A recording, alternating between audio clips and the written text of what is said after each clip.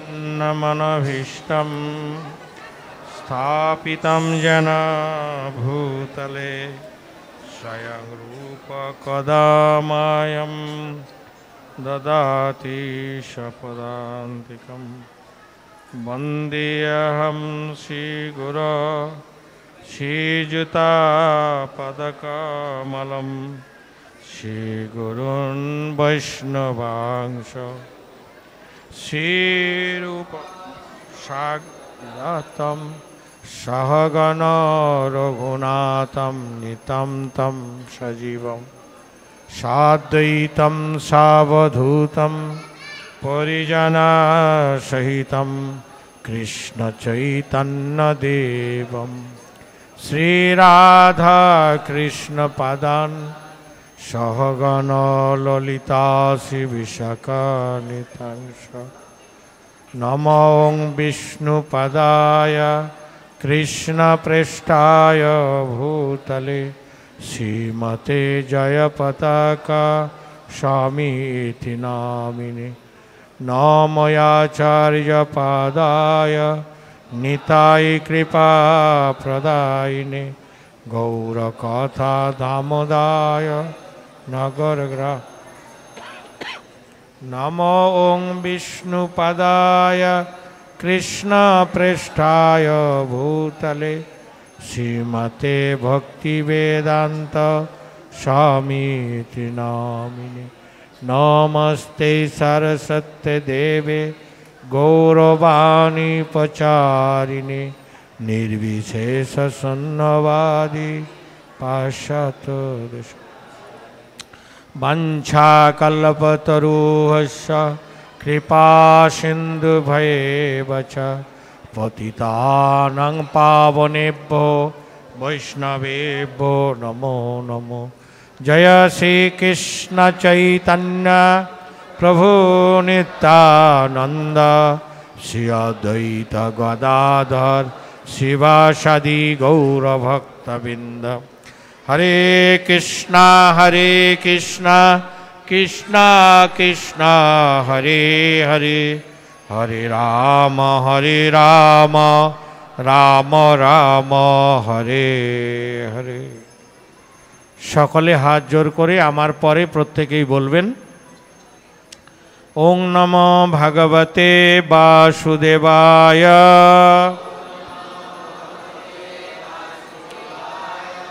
ओं नमो भगवते वासुदेवाय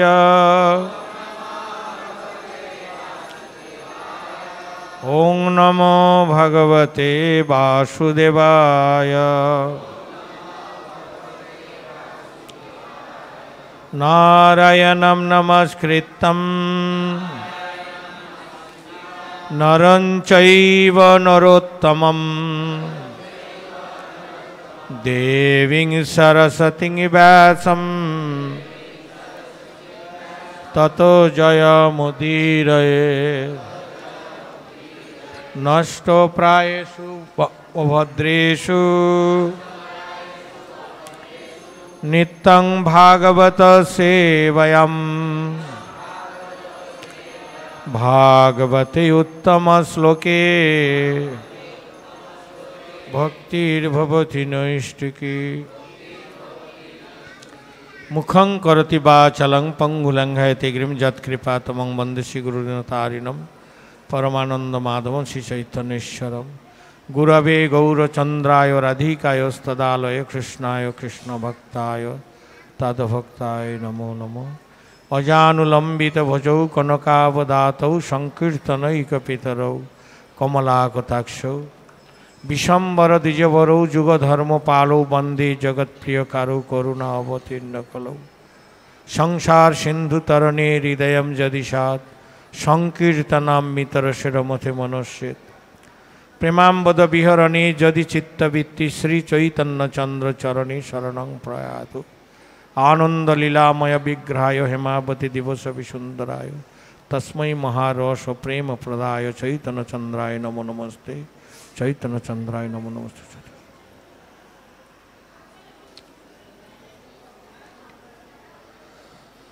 श्रीमद् भागवत गीता যথাযথ থেকে আমরা আজকে 15 অধ্যায় শ্লোক 15। বোর্ডে লেখা আছে, সকলে বলবেন। সর্বস্ব চাহম হৃদি সন্নিবিষ্টা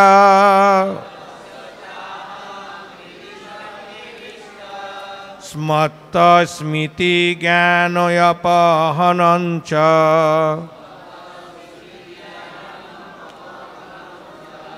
বেদৈষ সর্বৈহমেব বেদ্যা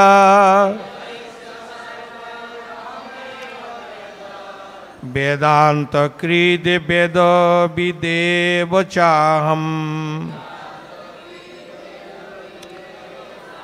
সর্বস্ব চাহম হৃদি সন্নিবিষ্টা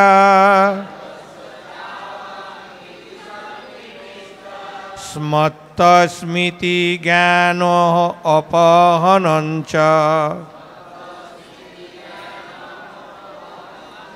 বেদৈষ সর্বৈহমেব বেদ্যা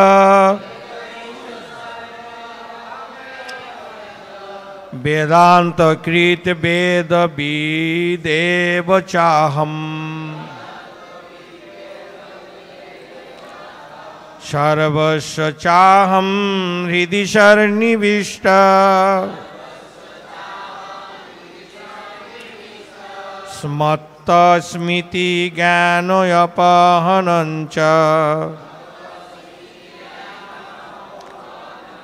বেদৈষ সর্বৈহমেব বেদ্যা বেদান্ত কৃদ বেদ দিবেব চাহম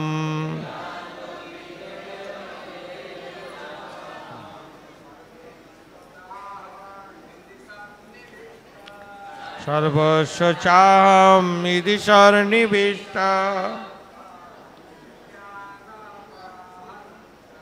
স্মত্ত স্মৃতি জ্ঞানয়পহনঞ্চ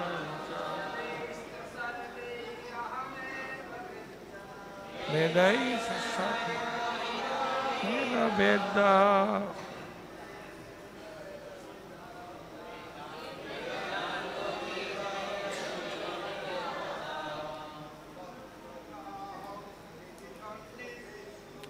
সর্বস্ব চাহম হৃদি সন্নিবিষ্টা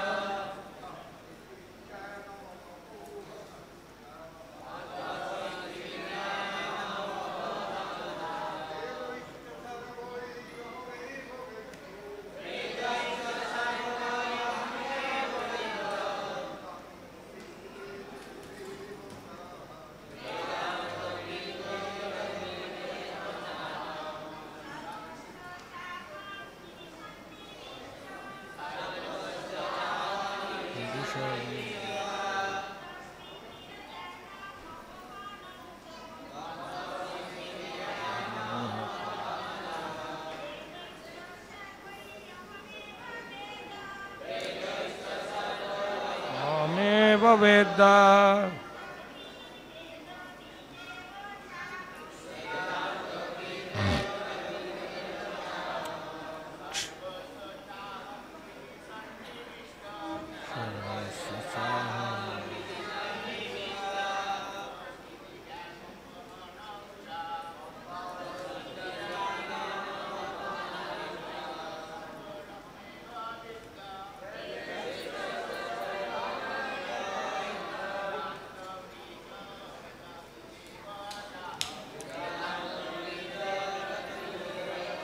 শব্দ অর্থ সর্বস্ব সমস্ত জীবের চ এবং অহম আমি হৃদি হৃদয়ে সন্নিবিষ্ট অবস্থিত মত্ত আমার থেকে স্মৃতি স্মৃতি জ্ঞানম জ্ঞান অপহনন বিলোপ চ এবং বেদ্যই বেদ সমূহের দ্বারা চ ও সর্বই সমস্ত অহম আমি, এব অবশ্যই, বেদ্য জ্ঞাতব্য, বেদান্তকৃত বেদান্তকর্তা, বেদবিদ বেদজ্ঞ, এব অবশ্যই, চ এবং অহম আমি। গীতার গান অনুবাদ এবং তাৎপর্য কৃষ্ণকৃপা শ্রীমূর্তি ছিল অভয় চরণ অরবিন্দ ভক্তিবেদান্ত স্বামী জগৎগুরু শিল প্রভুপাদ দ্বারা। জগৎগুরু শিল প্রভুপাদ কি। গীতার গান।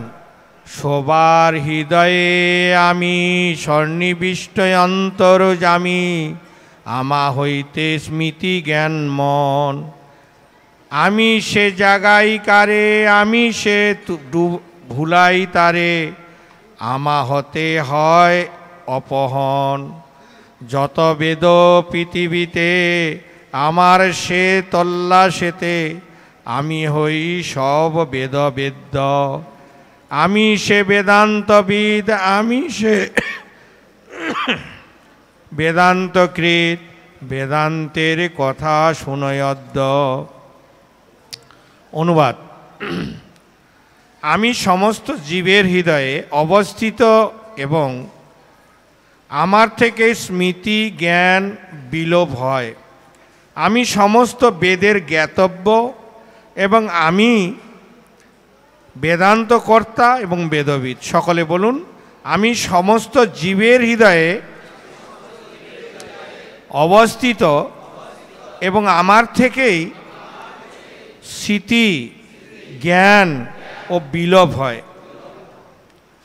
আমি সমস্ত বেদের জ্ঞাতব্য এবং আমি বেদান্তকর্তা ও বেদবিদ। তাৎপর্য। ভগবান পরমাত্মা রূপে সকলে হৃদয়ে বিরাজ করেন এবং তার থেকে সমস্ত কর্মের সূচনা হয়। জীব তার পূর্বজীবনের সব কথা ভুলে যায়, কিন্তু তাকে সমস্ত কর্মের সাক্ষী পরমেশ্বর ভগবানের নির্দেশ অনুসারে কর্ম করে যেতে হয়। সুতরাং তার পূর্বকৃত কর্ম অনুসারে সে কর্ম করতে শুরু করে। সেই জন্য সে জ্ঞানের প্রয়োজন ভগবান তাকে দান করেন। তিনি তাকে স্মৃতি দান করেন এবং তার পূর্ব জীবনের সমস্ত বিস্মৃতিও দান করেন। এভাবেই ভগবান কেবল সর্বব্যাপ্তই নন, তিনি প্রতিটি জীবের অন্তরে বিরাজমান। তিনি নানা রকম কর্মফল দান করেন। তিনি সর্ববিশেষ ব্রহ্মরূপে, পরম পুরুষোত্তম ভগবান রূপে এবং হৃদয়ে অবস্থিত পরমাত্মা রূপেও কেবল আরাধ্য নন, বেদের অবতার রূপেও তিনি আরাধ্য। বেদ মানুষকে সঠিক নির্দেশ প্রদান করে যাতে তারা যথাযথভাবে তাদের জীবনে গড়ে তুলতে পারে এবং তাদের প্রকৃত আলয় ভগবত ধামে ফিরে যেতে পারে। বেদ পরম পুরুষোত্তম ভগবান শ্রীকৃষ্ণ সম্বন্ধে জ্ঞান দান করে এবং শ্রীকৃষ্ণ ব্যাসদেব রূপে অবতীর্ণ হয়ে বেদান্ত সূত্র প্রণয়ন করেছেন। ব্যাসদেবের বেদান্ত সূত্রের ভাষ্য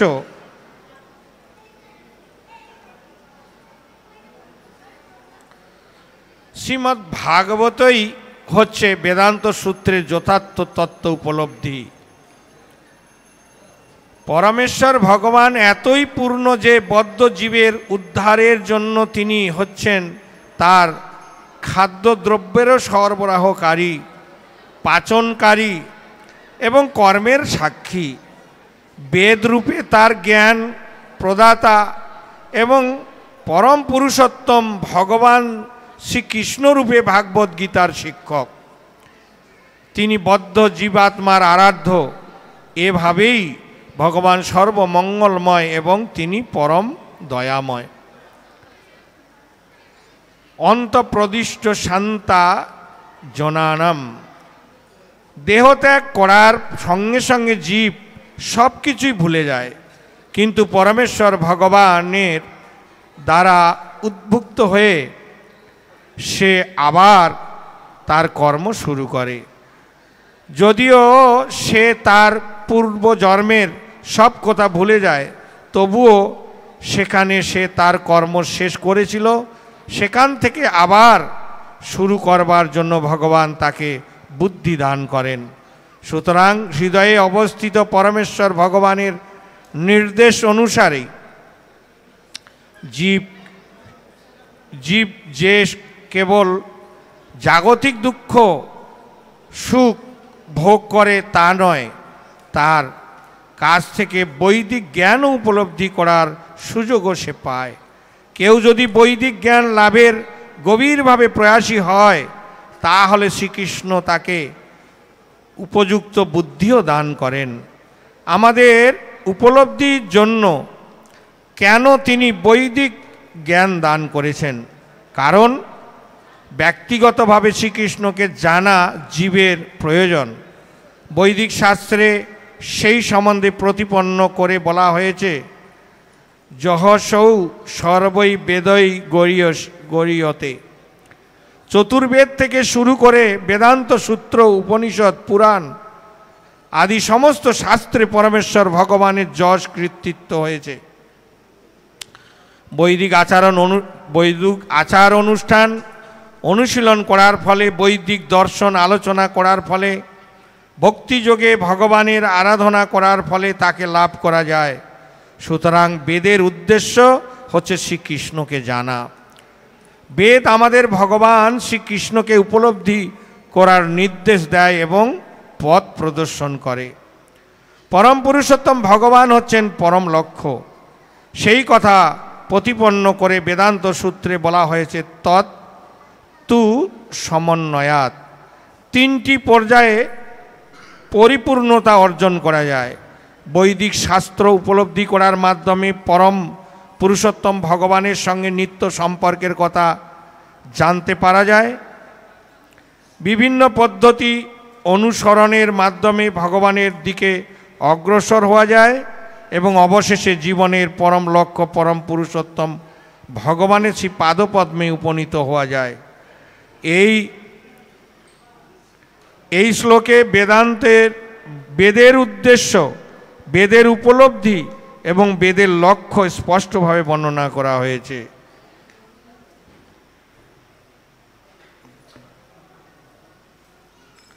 এই শ্লোকের তাৎপর্য প্রভুপাদ পাঞ্জল তাৎপর্য লিখেছেন। তো আজকের যে শ্লোক অত্যন্ত গুরুত্বপূর্ণ। 15 অধ্যায় 15 শ্লোক বেদের কথা বলেছে। আর এই বেদই হচ্ছে আমাদের একমাত্র আরাধ্য। যত জ্ঞান আসছে বেদ থেকে আসছে। আর এই বেদের জ্ঞান যদি কেউ গ্রহণ না করবে এই জগতে, তো সে কখনো এই জগতের ব্যক্তি বলে সে গণ্য হবে না। তাকে অন্য সমাজের সঙ্গে তুলনা করা হয়েছে। আর এই বেদ যারা মানবে না, বলছে শ্রুতি স্মৃতি পুরাণ আদি পঞ্চরাত্রি বিধিং বিনা ঐক্যান্তিক হরের ভক্তি উৎপাদয়িত কল্পতে। যারা বেদ মানে না, নারদ পঞ্চরাত্র উপনিষদ এগুলো মানে না, তারা এই জগতে যদি ধর্ম বলে, এই জগতে সেটা ধর্ম নয়, উৎপাত সৃষ্টি করে। এই জগৎটা ঠিক এইরকম উৎপাত। বেদ শাস্ত্র উপলব্ধি করে না, না করে একটা বড় সংস্থা তৈরি করে মন গড়া ধর্ম করছে। আর এই মন গড়া ধর্ম দিয়ে কখনো ভগবানকে পাওয়া যায় না। এই জন্য আজকে এই শ্লোকে ভগবান নিজে বলছেন, আমি বেদান্ত কর্তা, বেদের কর্তা, আমি বেদবিদ এবং আমি সব কিছু। তো ভগবান থেকে সব কিছু তৈরি হয়েছে। এই পৃথিবী আমরা যে বাস করছি সব কিছু ভগবানের কাছ থেকে এসছে।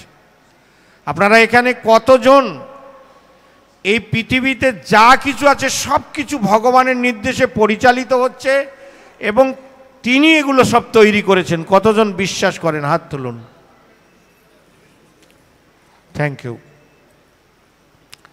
তো সব কিছু ভগবান থেকে আসে, এই জন্য ভগবান বেদ দান করেছেন। নারদ মুনি তার শিষ্য ব্যাসদেব,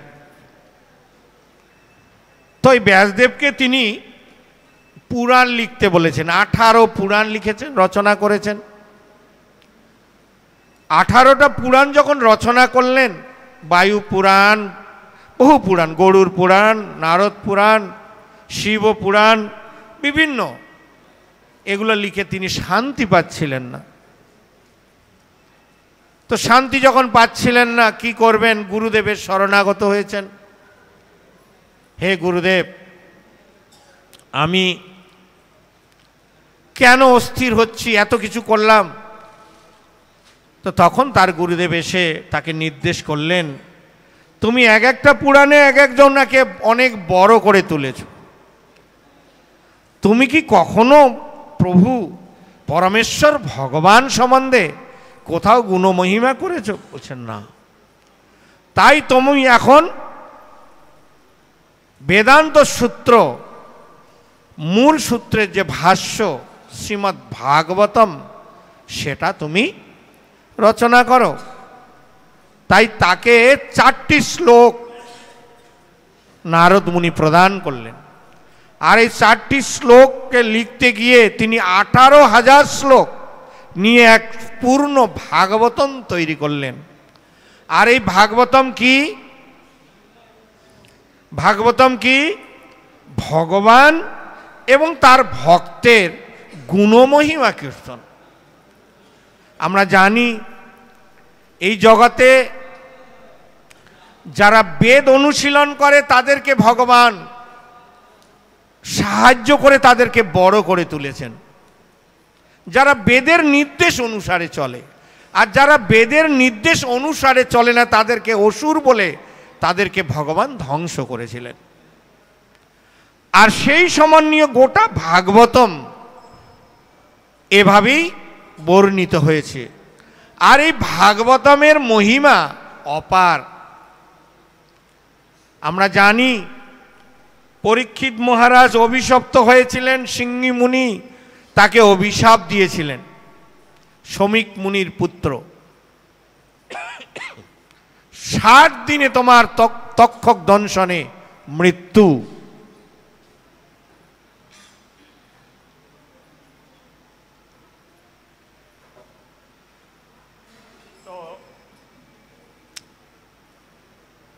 ব্রাহ্মণের অভিশাপ অবশ্যই ফলবে। তার বাবার কাছে আসলেন, সে তো অভিশাপ দিয়ে দিয়েছে, এবং তার বাবা পরীক্ষিত মহারাজের কাছে গিয়ে ক্ষমা চাইলেন, এবং এটা তো হবেই, কি করা যেতে পারে। তো তিনি সেই মুহূর্তে, যে মুহূর্তে জানলেন যে 7 দিন পরে আমার মৃত্যু হবে, তিনি রাজকার্য ত্যাগ করে, সমস্ত রাজা ঐশ্বর্য, ধন, মান, প্রতিষ্ঠা সব ত্যাগ করে তিনি গঙ্গার তীরে, যমুনার তীরে তিনি উপস্থিত হলেন, এবং ভগবানের গুণমহিমা কীর্তনে তিনি রত হবেন। রাধা মাধব সখীবৃন্দ মহাপ্রভু কি, পঞ্চতত্ত্ব নৃসিংহদেব কি। তো তিনি অন্বেষণ করছিলেন যে আমার কি করা উচিত।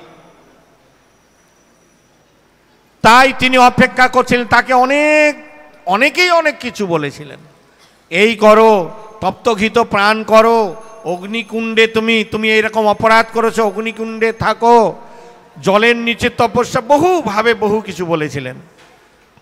কিন্তু পরীক্ষিত ছিলেন ভগবানের ভক্ত, কারণ উত্তরার গর্ভে যখন ছিলেন তখন থেকেই ভগবান তাকে রক্ষা করছে। পরীক্ষিত মানে তাকে অনেক পরীক্ষা দিতে হয়েছে এই জীবনে। তো তিনি কি করলেন? তিনি অন্বেষণ করছেন।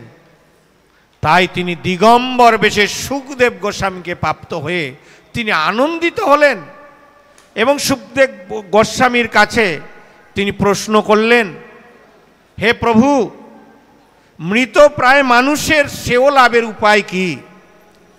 মানুষ মরে যাব, আমরা সবাই মরছি। আমরা যেই দিন জন্মগ্রহণ করেছি সেই দিন আমার মৃত্যুও জন্মগ্রহণ করেছে, সেই দিন কাল এসে গিয়েছিল। যত সময় যাচ্ছে প্রতি সেকেন্ড প্রতি মিনিটে আমার আয়ু ক্ষয় হচ্ছে, মানে আমার মৃত্যু হচ্ছে, আমি বুঝতে পারছি না, প্রত্যেকের হচ্ছে। এটাই এই পৃথিবীর সব থেকে আশ্চর্য। আমার দাদা, আমার জেঠা, কাকা, দিদা, দিদিমা, ঠাকুরদা সকলেই মরে যাচ্ছে, কিন্তু আমি ভাবছি আমি মরব না। এটাই পৃথিবীর সব থেকে আশ্চর্যের বিষয়। মানুষ এটাকে স্বীকার করতে পারে না। তাই পরীক্ষিত মহারাজ প্রশ্ন করেছিলেন, মৃত প্রায় মানুষের শ্রেয় লাভের উপায় কি? তখন সুখদেব গোস্বামী পরীক্ষিত মহারাজের এই প্রশ্নের উত্তর দিলেন, তস্মাৎ ভারত সর্বাত্মা ভগবান ঈশ্বর হরি শ্রোতব্য কীর্তিত অবশ্য স্মর্তব্য ইচ্ছতা ভয়ম। হে শশাগরা পৃথিবীর রাজা, হে মহারাজ পরীক্ষিত, তস্মাৎ ভারত সর্বাত্মা, ভগবান ঈশ্বর এবং হরি কয়জন ব্যক্তি? তিনজন। ভগবান ঈশ্বর হরি তিনজন এক নাকি? তিনজনে একই ব্যক্তি। যিনি ভগবান তিনি ঈশ্বর, তিনি হরি। ভগবান ঈশ্বর হরি এই ইনার কথা শ্রোতব্য, শ্রবণ করতে হবে। এটাই ভাগবতমের মহিমা, শ্রোতব্য। কীর্তিত অবশ্য, কীর্তন করতে হবে। স্মর্তব্য, স্মরণ করতে হবে। ইচ্ছতা, এটাই সর্বশ্রেষ্ঠ পন্থা। তো মৃতপ্রায় মানুষের এই ভগবত কথা শ্রবণেই একমাত্র কর্তব্য। তাই বেদেরও সার হচ্ছে এই ভাগবত। আর এই ভাগবতমে শুধু এই শ্রবণের কথাই বলা হয়েছে। তাই পরীক্ষিত মহারাজকে প্রথমেই বলছে, তুমি যদি এই মৃত্যুকে জয় করতে চাও, ভাগবত কথা শ্রবণ করো। এই জন্য বেদান্ত সূত্রের সারই হচ্ছে ভাগবতম। পরীক্ষিত মহারাজ যখন এইভাবে ভাগবত শ্রবণ করে মৃত্যুকে জয় করলেন, তথ্যকার আসতে পারছে না, তখন দেখছেন পরীক্ষিত মহারাজ ব্রাহ্মণের অভিশাপ লঙ্ঘন হয়ে যাবে। ব্রাহ্মণের বাক্য, এই জগতে ব্রাহ্মণের বাক্য যদি লঙ্ঘন হয় অরাজকতা সৃষ্টি হবে। তাই তিনি নিজে আহ্বান করলেন, হে তক্ষক তুমি আসো। ওনার আসার ক্ষমতা ছিল না।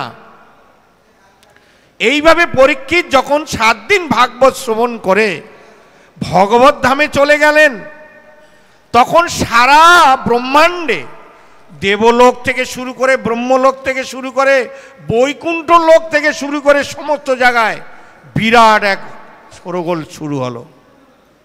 আচ্ছা, আমরা এত কোটি বছর তপস্যা করে ভগবত ধামে যেতে পারি না, 7 দিন কথা শুনেই গেল, এটা কি করে সম্ভব? সবার মধ্যে বিরাট এক কথা উঠছে। তাই ব্রহ্মার কাছে সকলে গিয়ে হাজির হলেন।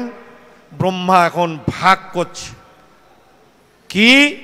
তুলা, মানে দাড়ি পাল্লা। এখন তো কম্পিউটার পাল্লা, আগে দাড়ি পাল্লা ছিল। তো এই দাড়ি পাল্লা দিয়ে মাপছে। একদিকে পরীক্ষিত মহারাজ ভাগবত শ্রবণের আছে এক পাল্লায়, আর এক পাল্লায় যত রকমের জ্ঞান, যত রকমের দান, যত রকমের তপস্যার ফল, যত রকমের গাভীদানের ফল, ব্রাহ্মণ সেবার ফল, যত কিছু আছে এক পাল্লায় দিচ্ছে। তো যত কিছু জ্ঞান কাণ্ড সব কিছু। এই জন্য ভাগবত গীতায় 8 অধ্যায় অক্ষর ব্রহ্মযোগের 28 শ্লোকে বলছে, বেদেষু যজ্ঞেষু তপস্যু চৈব দানেষু যৎপূর্ণ ফলম প্রদিষ্টম। বলছে এই ভক্তিযোগ অবলম্বন করলে তুমি কোনো ফল বঞ্চিত হবে না। সমস্ত বেদ পাঠের ফল, সমস্ত দান, সমস্ত যত রকমের জ্ঞান এবং কর্ম আছে, যা সমুদয়ের যে ফল, এই মাধ্যমে লাভ হয়, ভক্তিযোগের মাধ্যমে লাভ হয়। তাই এখানে যত যত পাল্লায় দিল, কিন্তু ভাগবত শ্রবণের যে ফল ও পাল্লাকে আর উঠতে পারছে না, কিছুতেই হলো না। প্রমাণ হলো যে এই ভাগবত শ্রবণের ফল অতি মহান। যারা এই ভাগবত শ্রবণ করবে তারা এই জগতে মনুষ্য জন্ম ন বিদ্যতে, তার মনুষ্য জন্ম হবে না। ভাগবতমের বহু বহু মহিমা রয়েছে। এই জন্য বেদান্ত সূত্র, এই বেদ অধ্যয়ন করতে, বেদ আমাদেরকে পড়লে কি হবে? ভগবানকে জানা যাবে, ভগবানের এই সর্বিশেষ রূপকে জানতে পারবো। এখানে রাধা মাধব সখীবৃন্দ দাঁড়িয়ে রয়েছে, সেটা জানতে পারবো। আর বেদের জ্ঞান যদি না থাকবে, দেখবো পাথর, প্রতিমা, মন্দির। আর যদি সেই জ্ঞান থাকবে, বেদের জ্ঞান, তাহলে সেটা সম্ভব হবে। এই জগৎ এইরকম, ধন সম্পদ দিয়ে কখনো ভগবানকে কেনা যায় না, আর কোনো কিছু লাভ করা যায় না। একবার সত্যভামা রূপকিনী দেবী দ্বারকার মহিষী ছিলেন, 16,108 জন মহিষী সেখানে অবস্থান করেছিলেন। তো রূপকিনী দেবীকে ভগবান গিয়েছিলেন দেবলোকে জয়লাভ করে, সেখান থেকে একটা পারিজাত পেয়েছিলেন, দেবরাজ ইন্দ্র দিয়েছিলেন, সেটা এনে রূপকিনীকে দিয়েছে। সত্যভামার হিংসা হয়ে গিয়েছিলেন যে ও এরকম, আমাকে এবার, আমি গোটা ওই পারিজাতের গাছটাই আমার লাগবে যে। তো ভগবান সকলের আশা পূর্ণ করেন, যে যথা আমাং প্রপদ্যন্তে স্তংস্তথাইব ভজাম্যহম। যে যেমন প্রপত্তি করে ভগবান তাকে সেইভাবে পুরস্কৃত করে, সবার আশা পূর্ণ করে ভগবান। আপনি ডাকলেও আপনার কাছে আসবে, আপনি তপস্যা করে তাকে ভোজন করলেও আসবে, আর ভোজন যদি না করেন তাও আপনার কাছে আসবে, আপনার চিন্তা নেই। এখন আপনি চিন্তা করুন আপনি কিভাবে ভগবানকে পেতে চান। তো রূপকিনী দেবী সত্যভামার দুজনার প্রতি একটু বিরূপ মনোভাব এসে গিয়েছেন। তো তখন সত্যভামার একটু অহংকার আছে। এই অহংকার জন্য সে অবশ্য নিয়ে এসেছিলেন গোটা পারিজাত এনে, আর এই অহংকারকে নাশ করার জন্য ভগবান একটা লীলা করলেন। এই সত্যভামার অহংকারকে বিনাশ করে, কারণ সত্যভামা সত্রাজিতের কন্যা। তো তার একটা মণি ছিল, সেই মণি প্রত্যেক দিন অনেক অনেক সোনা প্রদান করে, তার অনেক ধন আর অনেক গর্ভ ছিল। 40 কুইন্টাল সোনা প্রতিদিন সেই মণিটা প্রদান করতেন। তো এরকম যদি মণি কেউ পায় এই জড়জগতে, বিশাল ব্যাপার। তো যাই হোক, এরকম অহংকার ছিল, সেই অহংকারকে নাশ করার জন্য ভগবান বললেন যে তুমি একটা ব্রত করো। তো সেই ব্রতে নারদ মুনি হলো সূত্রধর, মেন ভগবান তাকে যোগান দিচ্ছেন সেইভাবে। তো এখন এই যজ্ঞ করতে গেলে, এই ধর্ম করতে গেলে, এই নীতি পালন করতে গেলে ব্রাহ্মণকে সন্তুষ্ট করতে হয়। তো তখন ব্রাহ্মণকে সন্তুষ্ট করতে গেলে কৃষ্ণকে দিতে হবে। সব থেকে যে জিনিস তোমার অত্যন্ত প্রিয় সেটা ওই ব্রাহ্মণকে দান করতে হবে। তো সত্যভামার সব থেকে প্রিয় কি ছিল? কৃষ্ণ। তো কৃষ্ণকে দিতে হবে। সত্যভামা বলছে না, কৃষ্ণকে দিলে আমি বাঁচবো কি করে, এটা কখনো সম্ভব নয়। তখন নারদ মুনি চিন্তা করে করে বলছেন যে ঠিক আছে, আর একটা পন্থা আছে। কৃষ্ণ একদিকে থাকবে আর একদিকে তার সমান তুমি ধন ঐশ্বর্য দান করবে। বলছে ঠিক আছে, এটা ও তো অহংকার আছে, অনেক ধন আছে। বলছে এই ধন কৃষ্ণকে, আর আমার তো যত সোনা দানা আছে, আর আমার এই পরশমণি যা কিছু দেয় কৃষ্ণ তাড়াতাড়ি আমি। ঠিক আছে, একদিকে কৃষ্ণ বসেছে পাল্লায়, আর একদিকে তুলাভরণ বলা হয়, আর একদিকে ধন সম্পদ দিচ্ছে। সত্যভামার ঘরে যা ছিল, যত ছিল সব দিল। দিতে দিতে ঘরে আর কিচ্ছু নাই, খালি হয়ে গিয়েছে। আলমারি যত কিছু ছিল সব খালি। তারপরে নিজের শরীরে যা গহনা ছিল সব খুলে দিলেন। দিয়েও হচ্ছে না। রূপকিনী দেবী বিচারক দাঁড়িয়ে রয়েছে, কি হচ্ছে? প্রভু অন্তর থেকে রূপকিনীকে সরবরাহ করছে। এটা কি ব্যাপার? তো তখন ভগবান বললেন, এইভাবে জীবনে ও আমাকে পাবে না। তখন রূপকিনী দেবী সত্যভামার কানে দিয়েছে, তুই এরকম না, ভগবানকে এইসব দিয়ে নেওয়া যায় না। ভক্তি ভরে কেউ যদি ভগবানকে একটা পাতা দেয়, সেটাই ভগবান সন্তুষ্ট। তাই রূপকিনী সত্যভামা শিখে দিলেন, রূপকিনী দেবী শিখে দিলেন। সত্যভামা একটা তুলসী পাতা নিয়ে মন প্রাণ সব কিছু, তার হাতে একটা আংটি ছিল, ওই আংটিটাও খুলে দিলেন। ওইটা কিন্তু সে খুলতে চাচ্ছিলেন না, ওটার প্রতি আসক্তি ছিল। ওটা দিয়ে তিনি মন প্রাণ লাগিয়ে, তুমি প্রাণ ভরে তুমি ওটা দাও। দেওয়ার সঙ্গে সঙ্গে বাড়াবাল্লি হলো, কৃষ্ণ উঁচু হয়ে গেল। এই জন্য ভগবান কৃষ্ণকে এইভাবে পাওয়া যায় না, ভক্তির মাধ্যমেই পেতে হয়। আর এই ভক্তির মাধ্যমেই ভগবানকে পাওয়া যায়, অন্য কোনোভাবে ভগবানকে পাওয়া যায় না। এই জন্য আমাদের প্রত্যেককে বিচার করতে হবে। তাই এই বেদান্ত সূত্র এটাই বলছেন যে আমি সব কিছুর বেদান্ত কর্তা, আমি বেদবিদ, আমি বেদকর্তা।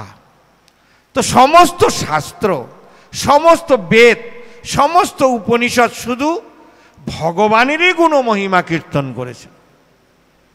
ভগবান ছাড়া আর কেউ কোনো শাস্ত্রে কোনো কিছু লেখা হয়নি। তাই তিনি কি করলেন? এই বেদান্ত সূত্রের ভাষ্য লিখে এই ভাগবতম রচনা করলেন। আর এই ভাগবতম প্রত্যেককে শ্রবণ করতে হবে। আর এই সমস্ত বেদ, সমস্ত উপনিষদ, সমস্ত বেদান্ত সার স্বরূপ হলো ভাগবতম, আর তার শ্রেষ্ঠ সার স্বরূপ হলেন গীতা, শ্রীমদ্ ভাগবত গীতা। গীতা সর্ব উপনিষদ গাব, সর্ব উপনিষদের শ্রেষ্ঠ উপনিষদ হচ্ছে গীতা উপনিষদ, আর সেটাই হচ্ছে ভাগবত গীতা যথাযথ। এই ভাগবত গীতা যথাযথ আমরা যখন শ্রবণ করব, গীতার ভাষ্য কি? যেমন সমস্ত বেদের ভাষ্য কৃষ্ণকে জানা, সমস্ত বেদের ভাষ্য হচ্ছে কৃষ্ণকেই জানা, কৃষ্ণর আরাধনা করা, কৃষ্ণকে কি করে পাবো, কিভাবে পন্থা দিয়েছেন।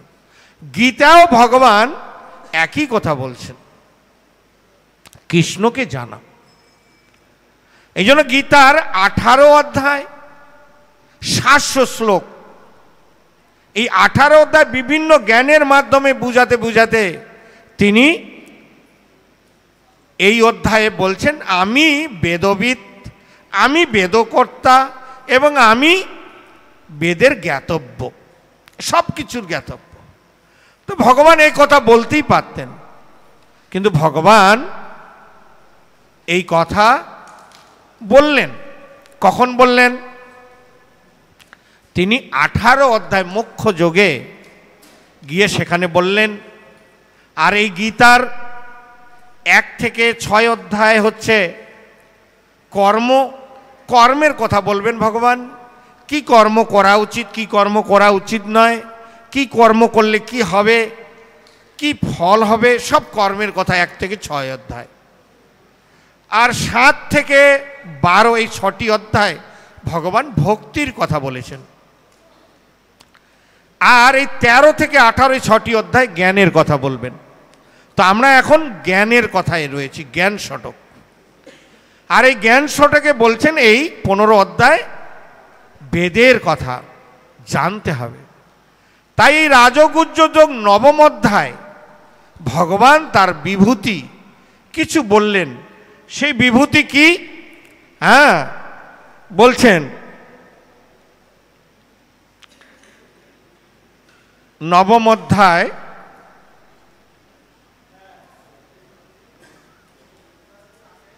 অহম কুতুরুহং যজ্ঞম স্বধাম মন্ত্র এবং বলছে আমি সমস্ত কিছুর কর্তা, পিতামহশ্চ জগত মাতা ধাতা পিতামহ।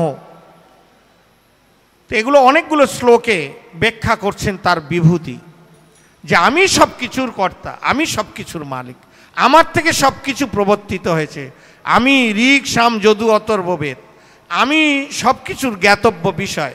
অহম কুতুরুহম যজ্ঞম সদাম ঔষধম, আমি এই ভেষজ ঔষধ, আমি যজ্ঞের কর্তা, আমি হোম যজ্ঞ, আমি দান তপস্যা, যত রকমের যা কিছু আছে সব কিছু আমি। গীতায় ভগবান নবম অধ্যায় 16, 17, 18 কয়েকটি শ্লোকে পর পর তার বিভূতি তিনি বলেছেন। এবং শেষে এই নবম অধ্যায় 34 শ্লোকে তিনি বললেন, তাকে ভগবান অর্জুনকে বললেন, মন্মনা ভব মদ ভক্ত মজ্জাজিমাম নমস্কুরু মামৈ বৈশ্য দ্বিশতং মামৈ বৈশ্যন্তি আত্মন মন পরায়ণ লাস্টে। আর সেটা হচ্ছে মন্মনা ভব মদ ভক্ত মজ্জাজিমাম, সেটা 18 অধ্যায় 65 শ্লোক। তো একই শ্লোক দুবার বলেছেন ভগবান। আর কি বলেছেন 66 শ্লোকে, সর্বধর্মা পরিত্যাজ মাম একম শরণং ব্রজ। তো সব কিছুর বেদের জ্ঞাতব্য বিষয় ভগবানকে জানা, আমরা ভগবানকে জানবো। তো ভগবান তো একবারে বলতে পারবো তুমি আমার আরাধনা করো, কিন্তু তা না বলে তিনি এত কিছু বলার পরে বললেন কেবল আমার আরাধনা করো। সর্বধর্মং পরিত্যাজ মাম একম শরণং ব্রজ, সব কিছু ত্যাগ করে কেবল আমার শরণাপন্ন হও। তো এই জন্য ভগবানকে জানাই হচ্ছে সর্বশ্রেষ্ঠ পন্থা। আর যারা ভগবানকে জানবেন তিনি এই জগতের শ্রেষ্ঠতা লাভ করবেন এবং তিনি সব কিছু জ্ঞাতব্য বিষয় জানতে পারবেন, আর সেই জানবেন সব কিছু। আর যারা ভগবানকে জানে না আর নিজেকে বড় পণ্ডিত মনে করে আর মনে করে যে আমি এত কিছু জানি, সেটা কখনো জ্ঞান নয়, সেটাকে অজ্ঞান বলা হচ্ছে। এই জন্য বেদের সার স্বরূপ হচ্ছেন এই গীত উপনিষদ, আর গীতায় ভগবান এটাই বলছেন। এই জন্য আমাদেরকে গীতা বারবার করে আমাকে পড়তে হবে। এই জন্য ভাগবত শ্রবণের যে ফল, তো সেই জন্য এখানে বলছেন ভক্তির শ্রেষ্ঠতাই হচ্ছে সর্বশ্রেষ্ঠ।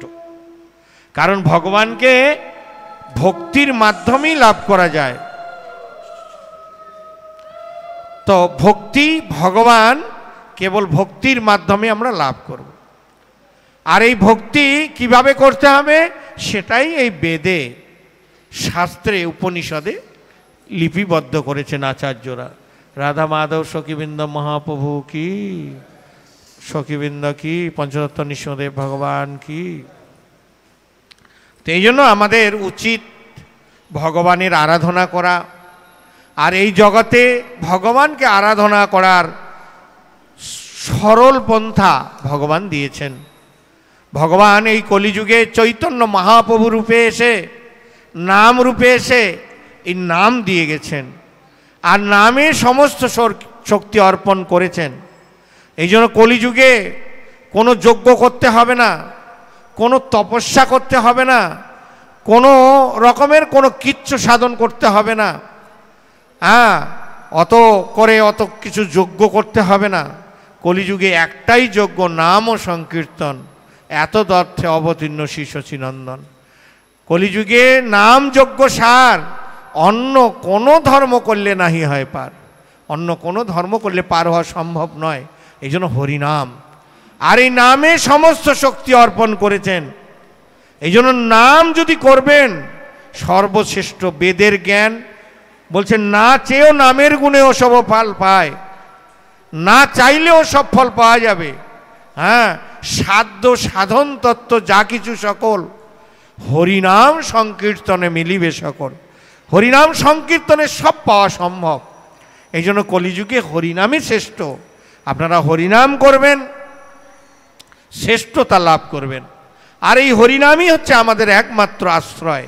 কলিযুগে অন্য কোনো আশ্রয়ে কোনোভাবে উদ্ধার করা সম্ভব নয়। কারণ কলিযুগের যুগ ধর্ম আর কলিযুগের কলুষ থেকে মুক্ত হওয়ার এটাই ভগবান এই নাম নিয়ে এসেছেন, আর নামে সর্বশক্তি অর্পণ করেছেন। আর এই নাম প্রভুর সেবা করাই হচ্ছে আমার একমাত্র কর্তব্য। এই জন্য নাম যখন আমরা করব আমাদের হৃদয় পবিত্র হবে, আর আমরা তখন ভগবানকে জানতে পারবো। আর তখন এই বেদের জ্ঞান হৃদয়ে প্রকাশিত, দিব্য জ্ঞান হৃদয়ে প্রকাশিত, হৃদয়ে প্রকাশ হবে। কৃষ্ণ যদি কৃপা করেন কোনো ভাগ্যবানে, গুরু অন্তর্যামী রূপে শিখায় আপনে। কৃষ্ণ যদি কৃপা করেন, কারো প্রতি কৃপা বর্ষণ করেন, গুরু অন্তর্যামী রূপে শিখায় আপনে। এই জন্য কৃষ্ণের কৃপা পেতে গেলে এই কলিযুগে হরিনাম করতে হবে। হরের নাম, হরের নাম, হরের নাম মৈব কেবলম কলৌ নাস্তেব নাস্তেব নাস্তেব গতির অন্যতা। কলিযুগে হরিনাম ছাড়া গতি নেই, আর এই হরিনামই হচ্ছে একমাত্র আমাদের আশ্রয়। কলিযুগের যুগ ধর্ম নাম সংকীর্তন, চারি যুগে চারি ধর্ম জীবের কারণ। অতএব কলিযুগে নাম যজ্ঞ সার, অন্য কোনো ধর্ম করলে নাহি হয় পার। হ্যাঁ, তো যে কোনো সময় থেকে এটা করা যেতে পারে, আর আপনারা এটা করুন, করলেই আপনাদের সাফল্য হবে। হরে কৃষ্ণ কৃষ্ণ কৃষ্ণ হরে হরে, হরে রাম রাম রাম হরে হরে। হরিনাম সংকীর্তন কি, শ্রীমদ্ ভাগবত গীতা যথাযথ কি, জগৎগুরু শিল প্রভুপাদ কি, গৌর প্রেমানন্দে। 2 মিনিট আছে, কারো প্রশ্ন থাকলে বলতে পারেন।